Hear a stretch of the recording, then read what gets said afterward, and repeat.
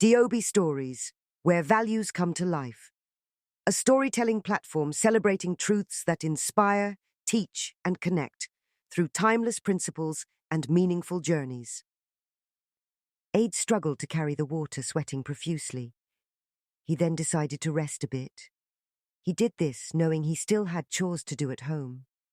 He wondered why the woman he calls mother will treat him this way. He rested a bit and proceeded home. On getting home, he realized his mum wasn't home. He decided to sleep a bit. He was waked up with water being poured all over him. Wumi, who was referred to as Mummy Aid, was furious to see Aid sleeping while he had clothes to wash. Aid asked why they couldn't use the washing machine instead. Wumi insisted he wash them with his hands. Aid proceeded to wash the clothes with his hand. As he did so, he plotted how he would run away. Will he continue like this forever? But if he is to run away, how will he fend for himself, he wondered. How will he go to school? He encouraged himself to endure until he entered the university. Mummy Aid, Mummy Aid. A voice called Wumi. Turned saw it was her longtime friend Fola. She proceeded into Wumi's shop. Fola, you are really doing well for yourself, she said. It's God, Fola replied. Wumi, I have been meaning to ask, have you tried inquiring about your child? It's been years. Don't you think it's time to search and find out what happened to the innocent child? I have had such thought in my mind for a while now.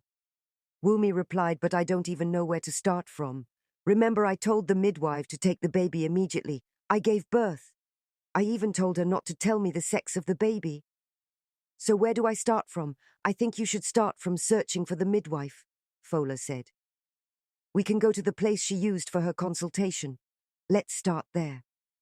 I will accompany you. Let's go tomorrow. It's been 15 years, Wumi said. Do you think she will still be there? Let us try, Fola replied. Fola visited Wumi home to accompany her in search of the midwife. Where is Adi? Fola asked. He is washing clothes. I thought you had a washing machine.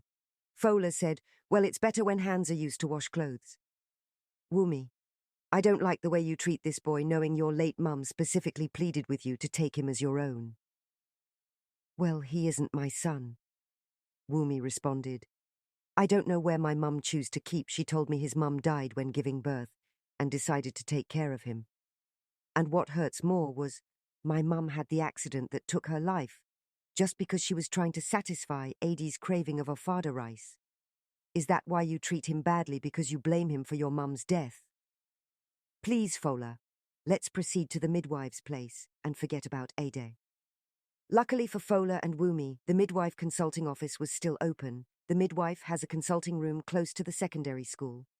Wumi and Fola both attended. Wumi successfully hid her pregnancy since her then-boyfriend, who was a senior, denied her. She only told her friend Fola when it was time to have the baby. She sneaked to the midwife consulting room and begged to be delivered of the baby by her requesting the baby be taken away.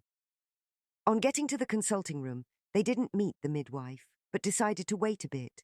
When she arrived, Fola explained to her and reminded her what took place 15 years ago. The midwife responded, I knew this day will come. I knew it was because you were just a young girl you decided to abandon your baby. But when you have grown into maturity, you will look for the child. Well, you had a boy, and I gave the child to a lady who came to visit her child at your school. Wumi and Fola were surprised, but we told you to give the child up for adoption. Well, the woman passed out consulting room and saw me carrying your baby. She asked about the mum, and I told her she passed when having the baby. The lady then asked if she could have him, that she feels so drawn towards the baby. So I gave her the baby and noted her name. Please, what is her name? Wumi asked. The midwife rose to check some files and told them, Darasimi Badmus. You said what? And broke down in tears. Why, the midwife asked, the lady you gave the baby to is her mother, Fola replied. This means Ade is your son. You see why it's important to treat people with kindness. I constantly told you to treat that boy well, but you refused to listen. Even if it turned out he wasn't your son, You should always treat people right. Never extend an act you know you won't appreciate. The world really is a small place, the midwife said. The end.